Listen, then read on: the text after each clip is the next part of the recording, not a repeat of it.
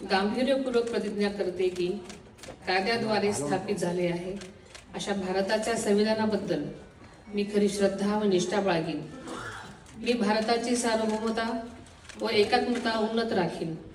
मी महाराष्ट्र राज्याची उपमुख्यमंत्री म्हणून माझी कामे निष्ठापूर्वक व ससद्विवेक बुद्धीने पार पाडेन आणि संविधान व कायदा यानुसार सर्व तऱ्हेच्या लोकांना मी गांभीर्यपणे व निपक्षपातीपणे तसेच कोणाच्याही विषयी ममत्वभाव किंवा आकस न बाळगता न्याय वागणूक देईन।